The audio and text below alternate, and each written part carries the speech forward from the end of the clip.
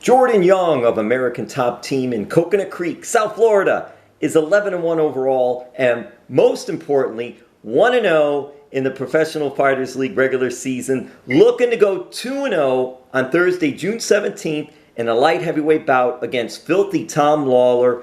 PFL is live on ESTV, all of its platforms, streaming, social media, very cool times.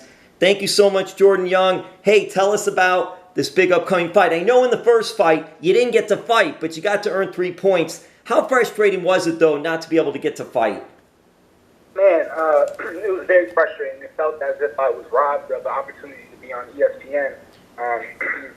I'm looking forward to giving the fans a good showing this time out. I'll get to right the wrong from PFL 2, and I'll get to put on an amazing performance against Tom Lawlor. When did you last fight? I fought in November of 2019. What has it been like just trying to deal with this whole pandemic situation, get yourself ready, and the emotions that went into you're just about getting ready to get to that fight finally, and then, this happens? Yeah, it was very unfortunate, and it was very rare. This doesn't normally happen in the upper leagues. This is something that you see typically in the lower levels of MMA. So it caught me by surprise, but the PFL took care of me. I was able to make both of my checks and go back to Coral Springs and get a new house, set myself up for the next fight. What has it been like training, all this time training? And Jordan, tell me this, when you're not fighting and you're training, how is it different, or is it different for when you are fighting, getting ready for a fight and doing a fight camp? When I'm not in training camp for a fight, there's a little more time to have fun, a little more time to focus on getting better in different areas and not so much being in the best shape of your life and being so sharp. When I'm in camp for a fight, everything is much more serious and dialed in, and there's a lot less time to spend working on the small details. Mentally, how do you keep yourself in the game? You're a young fighter. How do you keep yourself prepared in a mental standpoint, especially with that time off? Yeah, I think if you look good, you feel good, and you perform good. I do the things that I know I enjoy, which is the finer things of life. I like driving nice cars, dressing in nice clothes, playing with my beautiful pit bull and my beautiful Great Dane. I have an amazing girlfriend who helps me cook great food at my house. I have a lot of things going on that help keep me focused on the right areas of life and keep me motivated to do the best I can in the sport of MMA. Jordan Young, American Top Team, getting ready for PFL MMA 5. Regular season format, then the playoffs, going for that $1 million prize, win the championship. When Thursday comes around, you're getting in there against Filthy Tom Lawlor, an MMA veteran. How will you just keep from being over anxious? I'm a very calm guy. I'm very cool, calm, and collected. Tom Lawlor's not a killer, you know what I mean? I'm a killer. But when we get in there, the only person that's going to be applying pressure and causing the damage will be me. I'm a much taller, much longer, much faster, much younger, and much more athletic fighter than him. And I'm going to use all those attributes to my favor to stay long and out of his range. And I'm going to touch him without being touched. It'll be a masterful performance. Hey, Jordan, you mentioned your girlfriend and your dogs as well. And I'm just thinking of family and friends. How cool is it for them to get to see you do this? Absolutely. I was able to bring my Great Dane to my last fight in November of 2019. He enjoyed the weigh-in process and the whole fight week. My pit bull hasn't got to experience much yet, just the fruits of the labor. I was able to come home and get him a big old bone and some nice toys in the bed. As far as my girlfriend goes, she's been in it with me since my second fight in Bellator, and she's starting to see the benefits of the game as well. She just recently got herself a new car, and things are going well. So I anticipate that it's pretty cool for them to sit back and enjoy the show. Tell us about American Top Team. That is a place with tremendous coaches, tremendous facility, a place for champion fighters. You're looking to add to that list. What is the appeal of American Top Team?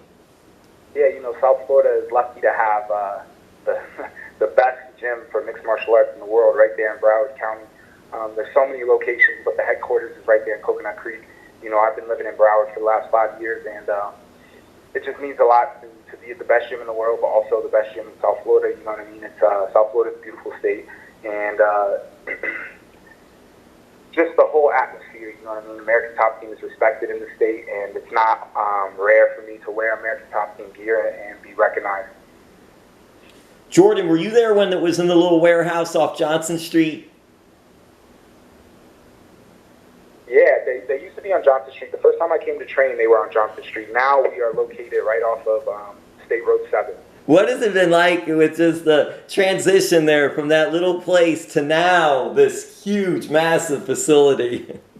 Yeah, it feels about right. You know what I mean? Even the gym over there on Johnson, it was a big gym. It was a beautiful gym. It was a little darker. It had a little more of a grimy feel. But Dan Lambert, you know, he upgraded us. Shout out Dan Lambert, you know, the owner of American Top Team. He's really made sure that his team and his fighters and coaching staff all have everything they need. And he took us all out of that location on Johnson and put us into a big industrial building. It's super nice, and it's just a world-class facility. There's nothing that a fighter could need outside of that gym.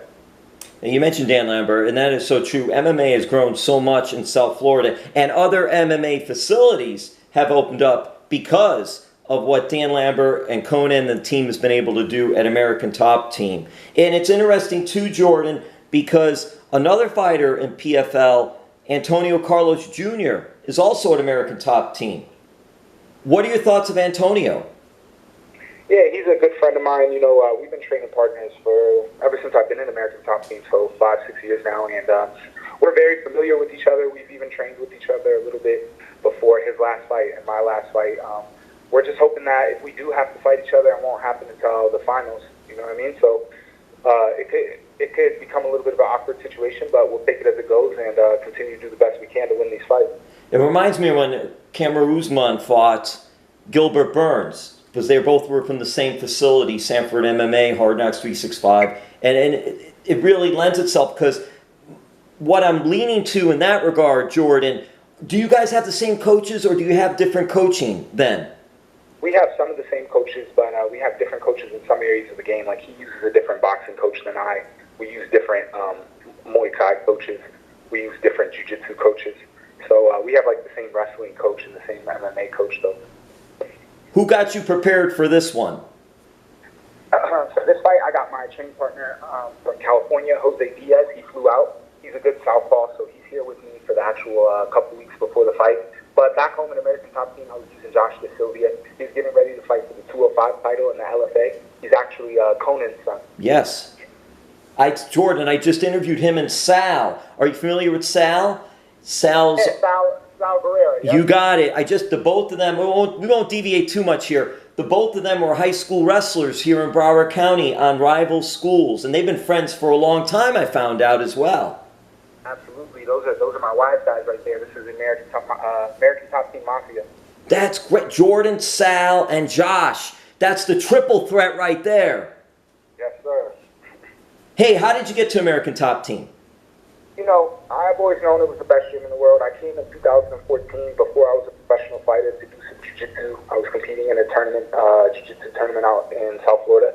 So I came through. I trained at the American Top Team location on Johnson.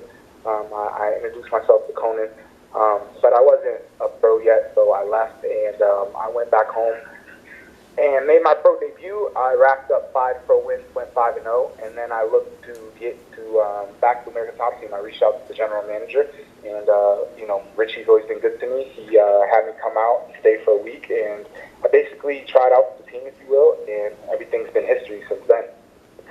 Jordan, do you have any entrance music picked out yet? You know, for this show, we're not doing entrance music because there's no fans in attendance. But if I was going to pick some music, I've been listening a lot to the Black Chicago family, Beth the Butcher. Little East Coast vibes out here. And also, on fight day, how do you prepare on fight day? Are you more or less doing your own thing? Do you talk to others? What is preparation like for you on fight day? It's just another day. It's only 15 minutes out of my day. I'm relaxing. I'm playing Call of Duty Warzone. You know, I'm doing everything I would be doing on a normal day. If I'm at home in South Florida, I'd be playing with my dogs, but I'm here in New Jersey in quarantine, so I'll just be playing video games and listening to music, eating some good food, drinking water, just relaxing.